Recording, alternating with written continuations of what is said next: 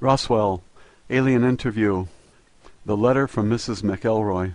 Dear Lawrence, I'm typing this letter to you on my old Underwood typewriter that I bought after I was discharged from the Army. Somehow it seems like a fitting contrast to the subject of this letter and the documents you will find enclosed in this envelope. The last time I spoke to you was about 8 years ago. During your brief telephone interview with me, you asked me to assist you with the research for the Oz Factors book you were writing, because you suspected that I might know something that would help your investigation into the possibility that extraterrestrial beings may have influenced the history of Earth. When we spoke, I told you that I did not have any information that I could share with you about anything. Since then, I have read your book and found it very interesting and compelling. You are obviously a man who has done his homework and who could understand my experiences. I've been thinking a lot about your allusion to the old philosopher whom you paraphrased in our conversation, "With great power comes great responsibility." Although I didn't think power is pertinent in my life or to my reasons for sending you the enclosed documents, you certainly did get me thinking about my responsibility. I have reconsidered my position for a variety of reasons, not the least of which is my realization that you were right. I do have a responsibility to myself at least. I cannot possibly tell you all the personal hell of ethical irresolution and spiritual ambivalence I have endured since 1947. I do not want to keep playing the game of maybe I should have or maybe I shouldn't have through the rest of eternity. Many men have been killed to extinguish the possibility of revealing the knowledge I have helped to withhold from society until now.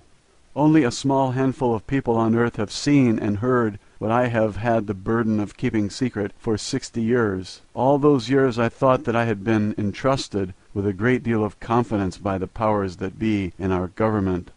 Although I have often felt that power is greatly misguided to protect mankind from certain knowledge that not only do intelligent extraterrestrial life forms exist, but they have and continue to aggressively monitor and invade the lives of everyone on Earth every day. Therefore, I think the time has come to pass along my secret knowledge to someone I think will understand it. I don't think it would be responsible of me to take the knowledge I have into the silent afterlife beyond reach of recognition. I think there is a greater good to be served than protecting the vested interests for whom this information is considered a matter of national security, whatever that means, and therefore justification for making it top secret. Also, I am now 83 years old. I have decided to leave this body, which has outlasted its usefulness to me, using a painless method of self-administered euthanasia. I have very few months to live and nothing to fear or lose. So I have moved away from Montana, where my husband and I lived for most of our life, to spend our remaining days in a lovely rented upstairs bedroom in a house in the homeland of my husband's family in County Meath, Ireland. I will die not far from the great mound at Noth and Doth, the fairy mound of darkness. These are sacred cairns, or massive stone structures that were erected about 3700 BCE and engraved with indecipherable hieroglyphs about the same time as the pyramids or other inexplicable stone monuments were being built all over the earth. I am also not far from the hill of Tara, that was once the ancient seat of power in Ireland, where 142 kings are said to have reigned in prehistoric and historic times. In ancient Irish religion and mythology, this was the sacred place of dwelling for the gods and was the entrance to the other world. St. Patrick came to Tara to conquer the ancient religions of the pagans. He may have suppressed the religious practices in the area, but he certainly did not have any impact on the gods who brought these civilizations to Earth, as you will discover when you read the documents enclosed. Therefore, this is a fitting location for my departure from this unholy world and final release from the burdens of this life. The crystal clear perspective of hindsight has revealed a higher purpose to me, assisting the survival of the planet, all living beings and life forms in our galaxy. The status quo of our government establishment has been to protect the people from knowledge of such matters. In fact, the only protection afforded by ignorance and secrecy is to hide the private agenda of those in power to enslave others, and by doing so, to disarm every perceived enemy and ally through superstition and stupidity. Therefore, I have enclosed the original and only existing copies of my personal notes and reflections on a matter which I have kept hidden from everyone, even my own family. I have also enclosed my copies of typed transcripts created by the stenographer who transcribed all of my interviews with the alien saucer pilot after each interview was finished. I do not have any copies of the tape recordings that were made of my interview reports. No one until now knows that I was able to secretly retain copies of the official interview transcripts. Now I'm entrusting these documents to your discretion to impart to the world in any form or manner you see fit. My only request is that you do so in a way that will not threaten your life or well-being, if possible. If you were to incorporate these notes of my experiences into a work of fiction, such as a novel, the factual nature of the material could be easily dismissed or discredited by any agency for whom the national security is used as a personal shield against scrutiny and justice. In doing so, you could disavow any knowledge of their true origin and claim that it is a fictitious work of your imagination. Whoever said that truth is stranger than fiction was right as rain. For most people, all of this will be unbelievable. Unfortunately, beliefs are not a reliable criteria for reality. Also, I'm sure that if you were to show these notes to anyone that would prefer physical, economic, or spiritual slavery over freedom, the subject matter contained in them would seem quite objectionable. If you attempted to publish the documents as a matter of factual reporting in a newspaper or on the evening TV news, they would be rejected out of hand as the work of a kook. The very nature of these documents make them unbelievable and therefore discreditable. Conversely, the release of this information is potentially catastrophic for certain political, religious, and economic vested interests. These documents contain information which is quite relevant to your interest and investigations into alien encounters and paranormal experience. To use your analogy in the Oz Factors book, I can honestly say that the few factual reports that have been made by others about alien influences are only a gentle breeze in the eye of the apocalyptic hurricane swirling around Earth. There really are wizards and wicked witches and flying monkeys in this universe. This information, which has been suspected and or speculated upon by so many for so long, has been constantly denied by mainstream media, academia, and the military-industrial complex that President Eisenhower warned us about in his farewell address. As you know, in July 1947, the Roswell Army Airfield, RAAF, issued a press release stating that personnel from the field's 509th Bomb Group had recovered a crashed flying disc from a ranch near Roswell, New Mexico, sparking intense media interest. Later that same day, the commanding general of the 8th Air Force stated that Major Jesse Marcel, who was involved with the ordinary recovery of the debris, had recovered only the tattered remnants of a weather balloon. The true facts of the incident have been suppressed by the United States government since then.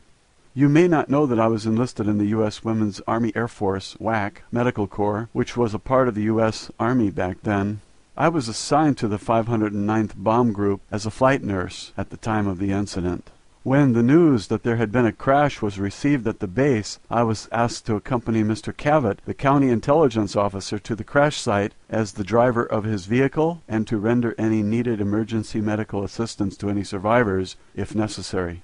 Therefore, I briefly witnessed the wreckage of an alien spacecraft as well as the remains of the several alien personnel aboard the craft who were already dead. When we arrived, I learned that one of the personnel on board the craft had survived the crash and was conscious and apparently uninjured. The conscious alien was similar in appearance but not the same as the others. None of the other personnel present could communicate with the survivor, as the being did not communicate verbally or by any recognizable signs. However, while I examined the patient for injuries, I immediately detected and understood that the alien being was attempting to communicate with me by mental images or telepathic thought, which projected directly from the mind of the being. I immediately reported this phenomenon to Mr. Cavett. As no other person present could perceive these thoughts and the alien seemed able and willing to communicate with me, it was decided after a brief consultation with a senior officer that I would accompany the surviving alien back to the base.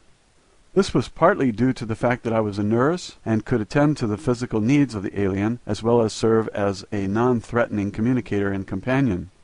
After all, I was the only woman at the site and the only one who was not armed. I was thereafter assigned permanently to serve as a companion of the alien at all times.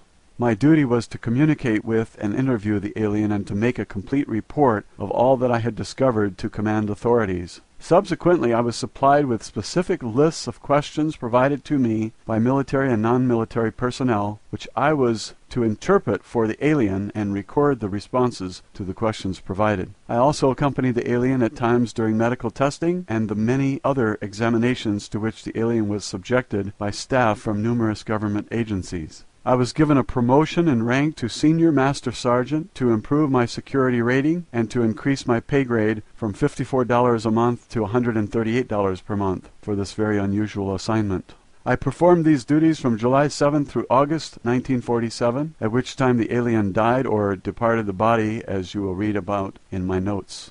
Although I was never left entirely alone with the alien, as there were always military personnel, intelligence agency people, and a variety of other officials present from time to time, I did have uninterrupted access to and communication with the alien being for nearly 6 weeks.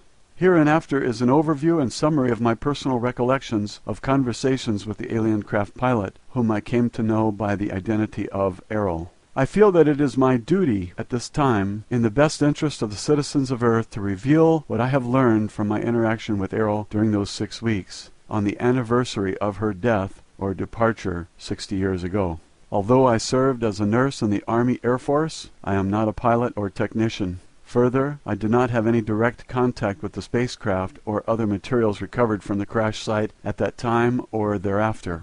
To that degree, it must be taken into consideration that my understanding of the communications I had with Errol are based on my own subjective ability to interpret the meaning of the thoughts and mental images I was able to perceive. Our communication did not consist of spoken language in the conventional sense. Indeed, the body of the alien had no mouth through which to speak. Our communication was by telepathy. At first I could not understand Errol very clearly. I could perceive images, emotions, and impressions, but it was difficult for me to express these verbally. Once Errol learned the English language, she was able to focus her thoughts more precisely using symbols and meanings of words I could understand. Learning the English language was done as a favor to me. It was more for my own benefit than hers.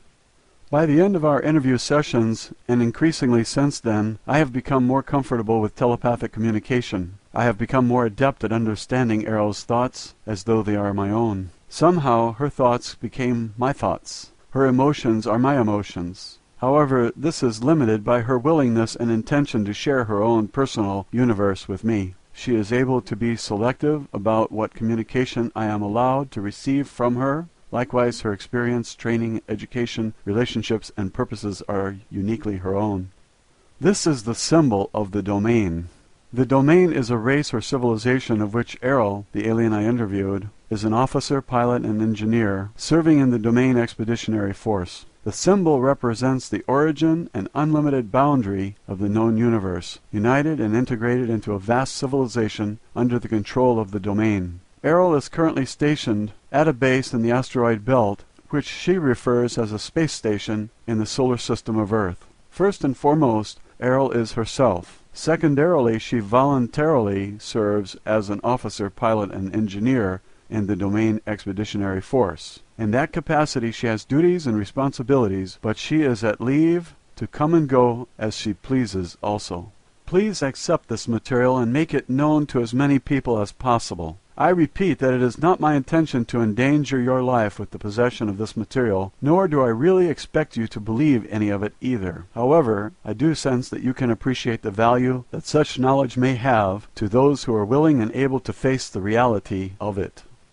Mankind needs to know the answers to questions which are contained in these documents. Who are we? Where did we come from? What is our purpose on Earth? Is mankind alone in the universe?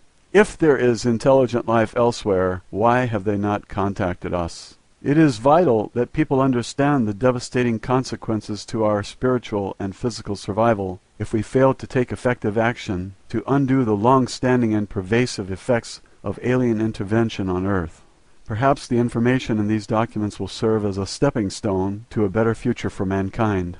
I hope that you can be more clever, creative, and courageous in the distribution of this information than I have been. May the gods bless you and keep you.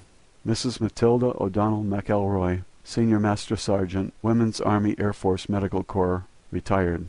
100 Troytown Heights, Neven Meath, County, Meath, Ireland.